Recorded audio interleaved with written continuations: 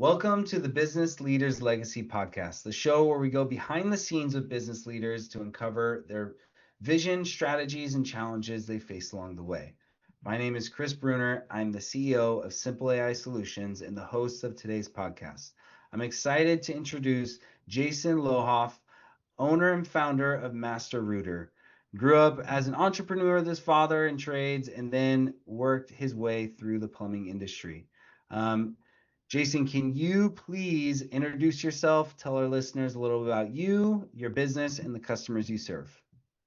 Yeah, so as you said, my name's Jason.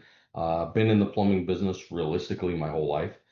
Started Master Rooter, founded Master Rooter in 2019. It was my second shot at founding and running a plumbing company. And so upon doing so, Master Rooter really took off. We really serve any customer, residential or commercial, within the Phoenix metro area. And then so for some of our specialty projects, we'll even go out of state, and certainly all throughout the state. So that's kind of where we are at. And like you said, I've kind of been doing plumbing in one way, shape, or form for far too long, as the gray shows. So Yeah. All right. Well, yeah, thank you. So what inspired you to start Master Rooter and build the way you have? upon selling my other company, and not owning a company, but plumbing is kind of my space. I went to work for several other companies, and it was really good because I was a very small company before. So what it allowed me to do as I went to work for some of the other big guys is really see what the key was, right? As a young guy and having two, three, four trucks, I couldn't really figure out how somebody suddenly got to a point of having 10 trucks or 20 trucks or 50 trucks. And so working for other companies, bigger companies that had done it, national franchises, things like that, it allowed me college, if you will, for the trades to really see the way that those guys had done it, how they were able to grow, how they were able to scale, and what I didn't like. So upon founding Master Rooter, and the idea behind Master Rooter was, number one, I really wanted it to be a very employee-centric company. I think employees in the trades, no matter what, and probably other businesses, I'm just not in those spaces, but in the trades, really probably the most important thing at the end of the day is your employee. And so I wanted a company that was going to be very broad in terms of who we service and what we service. I didn't really want anybody to ever have to go to another plumber again once they started using Master Rooter. And I wanted my employees to enjoy working there and never leave. And so I wanted a very low turnover rate because it's very costly in the trades. And we're not getting in the trades, we're not getting in nearly enough young blood and new plumbers and things like that compared to the number that are retiring. So what you really don't want to do, in my opinion, as a business owner, is not only are you not bringing in enough new guys to replace the ones that are retiring, but then if you can't retain the ones that are kind of in that prime of their career, you're really sunk. And I didn't want to be in that position. And I had been an employee at that point. I'd been an owner. I had kind of been everything. I wanted a company that kind of solved all of those. So that was really the crux to starting Master Rooter. Yeah, no, that totally makes sense. You tell me a little bit about your role day to day and what a typical week looks like for you. I think as a CEO, it's always changing, right? Because I think CEO and owner are kind of two different shoes to fill, if you will. So on the one hand, I would say my job is to do whatever needs to be done to keep the business moving forward. On the other hand, I realize, and I think it's very true, that if you spend too much time working in the business, you're not spending enough time working on the business. Mhm. So I try to balance between the two of those. So sometimes I'm dealing with some of our very high-end customers, whether it's projects or estimates or something like that, making sure that it's flowing and that the job is moving right.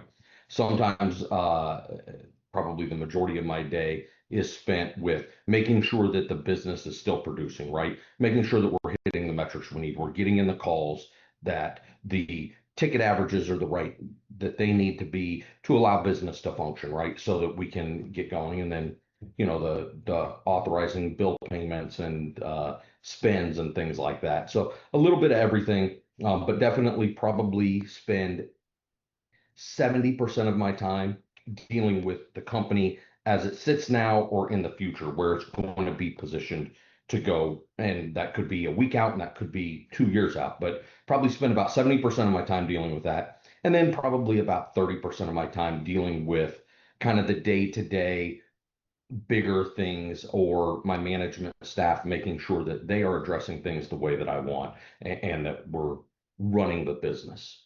Yeah, no, and that totally makes sense. Having that balance is so important, right? To make sure you're having, your clients, customers, making sure that they are taken care of, and then also keeping the business pushing forward. Yeah, that totally makes And sense.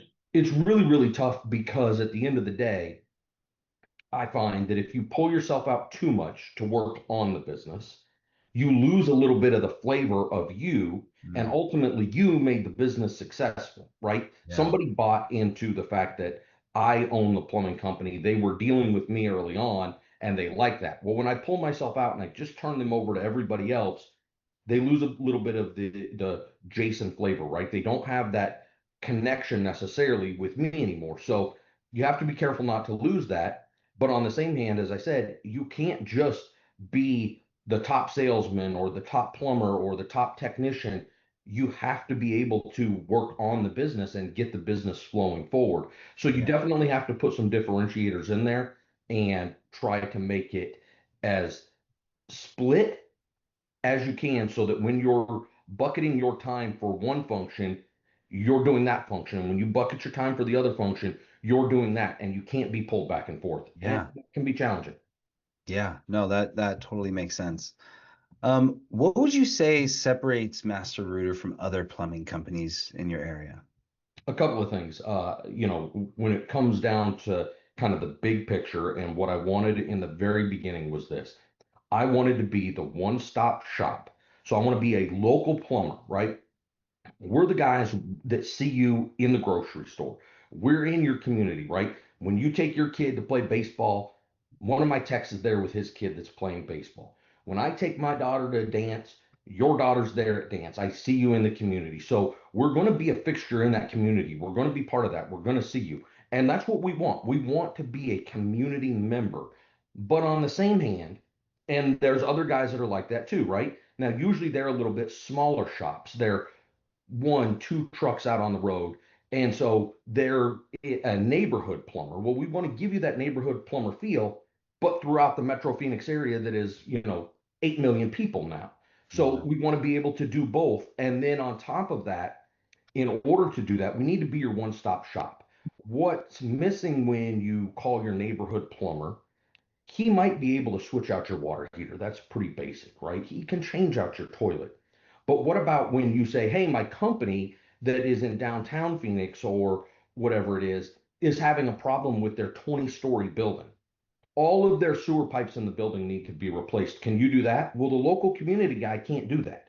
mm, I want to be able to do both. So I wanted to be the one-stop shop that no matter what you needed plumbing wise, I could do it. So when you call me, Chris, and you say, go to my grandma's house because her toilet's ghost flushing in the middle of the night. No problem. And we're the community plumber. And I probably know the neighbor when I pull up, right? Or my tech pulls up. He's yeah, waving at the neighbor. He probably knows the neighbor from the grocery store. But on the same hand, when you call me and say, Jason, my building downtown that's 20 stories high needs every sewer line replaced, and that needs to be done within the next 2 years, and that's your timeline to get the project done, and it's 20,000 linear feet of line. And I say, no problem, Chris, we can handle that for you, buddy. And I could be the guy to do that too.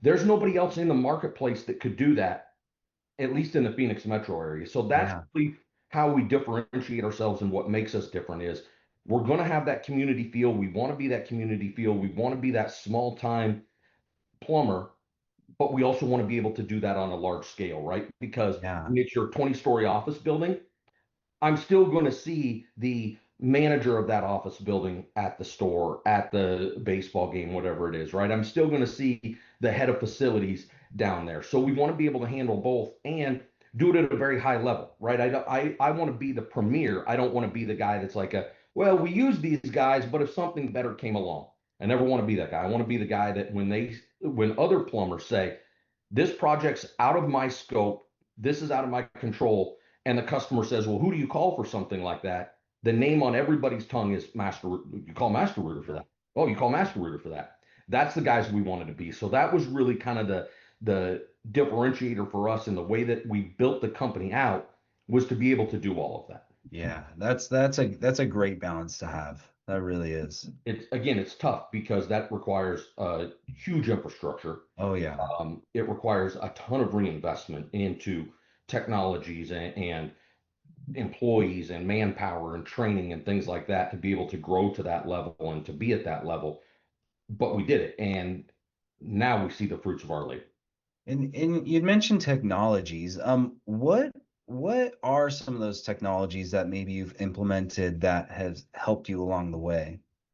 So, from a technical standpoint in the field, in terms of the actual plumbing, we're kind of the premier for pipelining or pipe rehabilitation.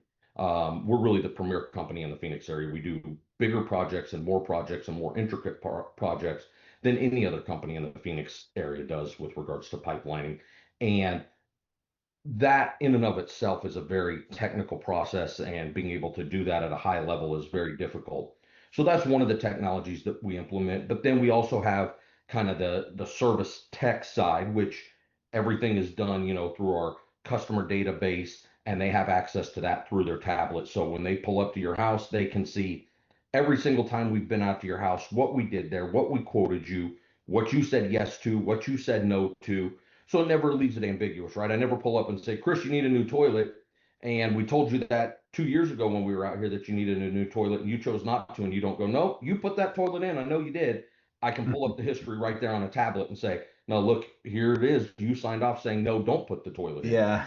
So you've got that. And then the backside, which is the office side, obviously, we use a CRM or a customer database that Hmm. really allows us to do everything from that, right? So everything from marketing to our existing customers to, again, maintaining the customer history, the dispatch board for dispatching out the text to the right jobs, and even as far as uploading pictures and videos to that customer's file so that that's saved, so that there's never a question of what happened there, what condition did we find it in when we arrived, what condition was it in when we left, things of that nature. So we kind of use technology a little bit on each of the fronts, but Yeah. more heavy on the front end and the back end. And then the techs themselves still have to be techs, right? It's still a trade. Yeah. It's still very manpower driven to be Hmm. able to do that. And it's, again, this is why they say plumbers will be okay with AI, right? Because at the end of the day, I still got to take a plumber and I still got to put him at your house. That's He might right. be able to learn a little something. He might have advantages or disadvantages, but at the end of the day, I still have to put a person at your house that has an idea of what they're doing and how to diagnose it. Yeah. No, that totally makes sense. That totally makes sense. In regards to your current state in your business, what's something that's been working really well for you? So I think it's really making sure that our customers, we've kind of been in like I'll call it a go with the flow stage for about a year and a half now, which is we're very comfortable with who we are. We kind of know who we are. The name is out there of who we are. And we don't have to pursue a lot in terms of chasing after that business of, hey, look at me, I'm the guy that can do everything. Now everybody kind of knows, right? The other plumbing companies know. So whereas when you're let's call it a traditional plumber, right? Maybe you have two or three, four or five trucks on the road. You're constantly chasing that customer, right? You're constantly chasing the new residential customer and saying, boy, I hope when Chris has a problem, he Googles my name and I pop up and he'll call me out. And that's great. And that works. And we certainly do some of that. But we're also that customer or that company again that our customers come from other plumbers because they refer us out and they say, these are the guys you need for that. These guys are specialists in that. These guys have the ability to do that. And so getting that. And so we've kind of just been at this kind of, we're good. We're growing slightly. We're not chasing after a ton of growth, but we just continue to have a nice, modest growth here year after year over about the last year and a half, maybe even 2 years, where it's just kind of ride and be comfortable with who you are. We know who we are. Other people know who we are. The other contractors know who we are. And quite honestly, they refer us out. Engineers, architects, other plumbers, general contractors. And that to us is a really big thing. That's where we want to be, right? Because that is repetitive business that you can't get when you're constantly chasing the new customer. And Yeah. so it allows us to do a tremendous business that way. And again, it also allows us to really hone those skills on that side of the ball where it's you need to have a specialist do this. Anybody can put in a water heater, right? I've gone to calls where a handyman put in a water heater, and he might not have made it look quite as good as a professional plumber would, but when the customer goes inside and turns on their shower, they still had hot water. Yeah. Just about anybody could do that, right? A lot of homeowners do their own hot water heaters. You don't Yeah. necessarily need to have a certified specialty plumber out there for that. But some of the other stuff and some of the other tough diagnostic things and things like that, you need to have a specialist. And for us to be able to do that and say, yeah, we're the guys that can do that, we can handle that for you. That was really important for us. And I think that's, again, that's kind of where we've just been in that sweet spot here over the last little bit where people just know that that's us. And we're very happy with that. And they know to call us. They know our technicians. They know our supervisors and our managers that say, these are the guys you call. They're the ones Yeah. that can handle that. Yeah. No, that's awesome. That's really cool. On the flip side, what are some areas that maybe have been challenging or frustrating within the business? Well, look, I mean, I think everybody that's in business understands that the last year in business has been like a roller coaster ride for everybody, right? From an economic standpoint, it's just, strap in, hang on, and, hope that everything comes out all right on the other end is kind of the way most people are handling it because you Mhm. just don't know. There's so much unpredictability in the market. So that in and of itself has been a challenge. But the bigger part of that to me in terms of business becomes the forecasting part, right? Because if you're going to grow your business, you have to forecast, and you can call it goal setting or forecasting, but at the end of the day, it's really the same thing, right? Because as a Yeah. business owner, if you set a goal for yourself, that better be your forecast too. You better say, this is what I'm going to hit, and there's no two ways about it. This is what I'm going to do. It's really tough to do that now because you can't plan and forecast around that of saying, here's my goal, here's my forecast, and here's what I'm going to do. I can't predict how many trucks I'm going to need to order this year to hit my growth goals because I can't tell you if I'm going to hit those growth goals when the economy is in the state that it's in right now. So Yeah. that's really, I think, and I'm sure I'm not special in the fact that those are challenges. Those are really the things that you're facing right now, right? You don't have an ability to plan and predict in the same way that you have in years past. Will that shake out and will that level out? I'm not an economist, but I certainly hope so, and I think most people do, and most people I think would Yeah. be that it's going to, right? It's just a matter of time. So that's why right now is to kind of buckle up, grab on, hold on, continue doing business the way that you have been.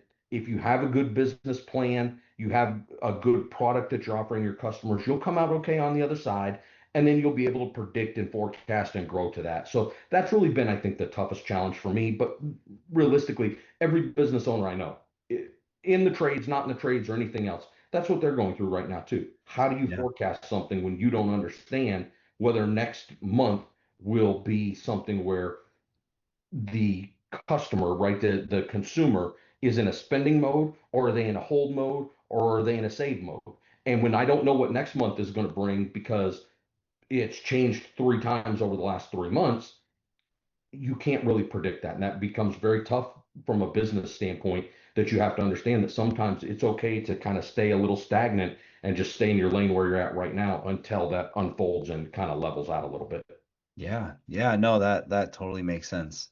You know, thinking of how as your company grows, what systems or processes do you find hardest to scale?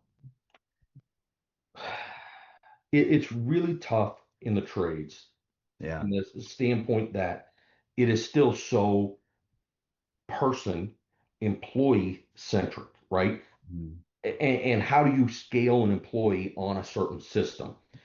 You set up all these stop gaps, and we use our technology through, like I was mentioning, our customer database Hmm. software that we use that says, before you move to the next step, you must complete this step.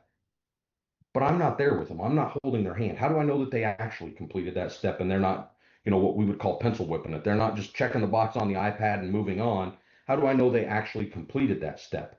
So that's always the tough thing for us is to maintain that high level of professionalism and get it done by our technicians following our system that we want them to. When at the end of the day, it's still employee driven, they're still just human beings and they can have a bad day. They can be lazy. Yeah. We might have made a bad hire. And the next thing you know, you've got somebody that checked all the boxes and it looks fantastic until you actually happen to look at that job and realize they didn't do anything that we said we were going to do and that we as a company set in place.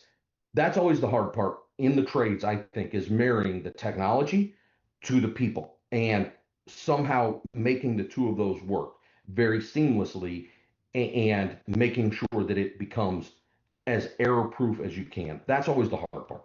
Yeah. No, that totally makes sense. That totally makes sense.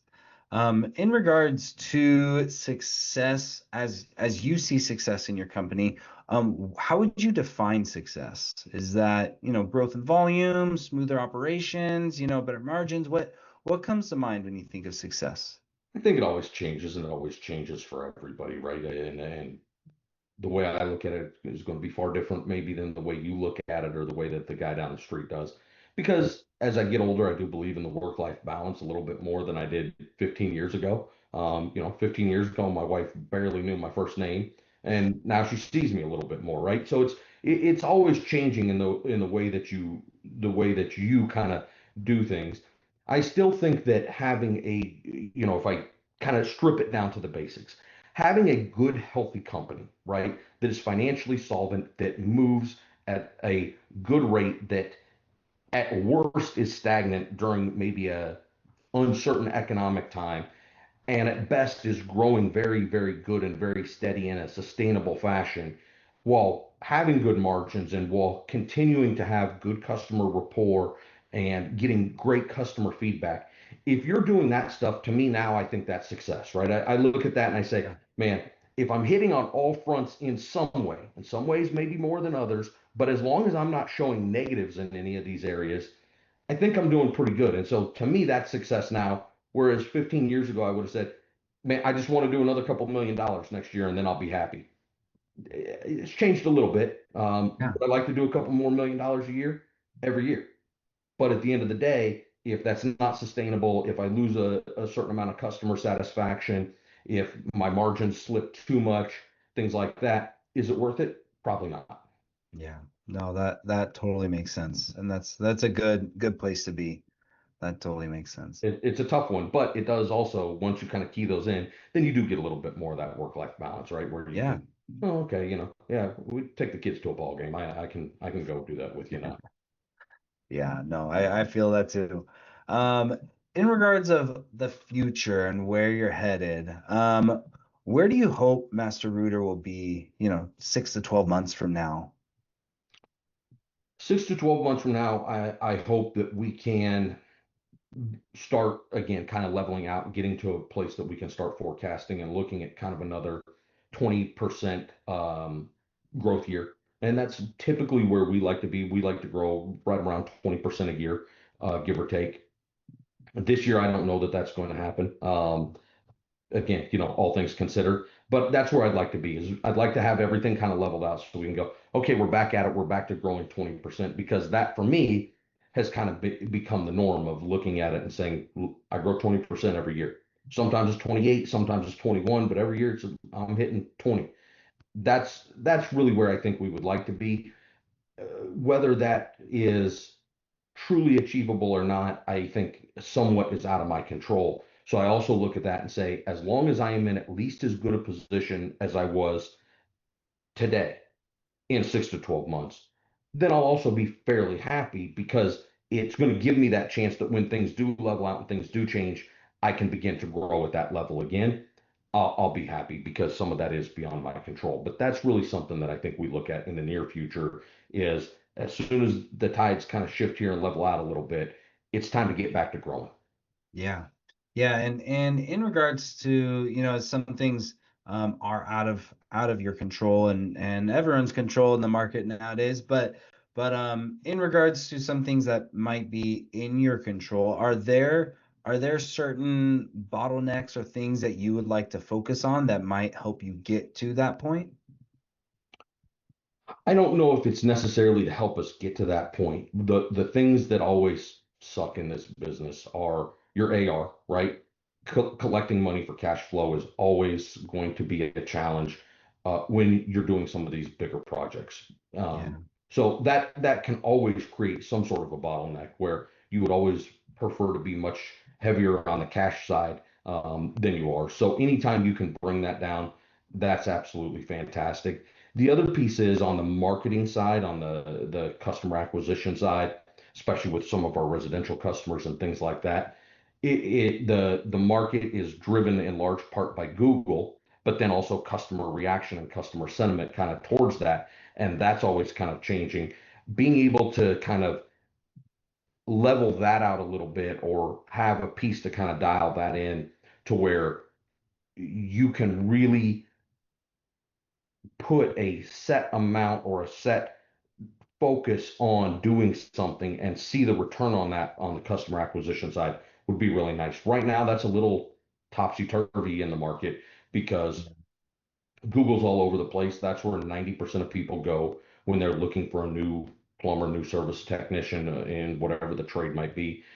So how do you navigate that, right? And then it's always the piece between branding and marketing. I want people to see the name Master Rooter. So whether that's billboards or TV commercials or radio commercials or whatever that is, that's great. But nobody ever wakes up and goes to take a shower and they're standing in 2 feet of water and says, "Oh yeah, I saw that billboard when I was driving down the road the other day." So then it becomes the internet side again. So you have to kind of Yeah. balance between the two. And how you do that in a sustainable way, I think, is certainly always the bottleneck in Yeah. a growing service company and probably most companies, right? But I'm not doing a lot of B2C or not a lot of B2B. Everything I do is B2B. So that part in and of itself becomes a little tough and a bottleneck that if it can ever be solved would be a little. Yeah. That's definitely half the battle right there. Yeah. Well, Jason, thank you. I really appreciate your time here. I really appreciate your insight. I think that our listeners will have a kick out of it. I think it was great. To close, I'd like to ask one last question. Um, are the since you are a business leader, the founder owner of Master Rooter, and this is the Business Leaders Legacy podcast, what kind of legacy do you want to leave behind? I think from a business standpoint, what I want to be able to say is I left the industry better than I found it. Yeah. Right. When I came in, so many people have had bad experiences with tradesmen, plumbers, right? They came out, they told me this, they told me that. $3,000 later, I still have a problem and I can't get in touch with that guy. If I can change the industry from that, even if it's only in my market, to this is a good, legitimate company that stands by what they say, and I've changed that, that's my legacy, I'm thrilled. Yeah. Yeah, no, that's great. That's honorable. That's cool. That's the goal, my friend. Yeah. All We'll right. see. Well, thank you all for listening. Again, this is the Business Leaders Legacy podcast. Thanks, Thank Chris. you.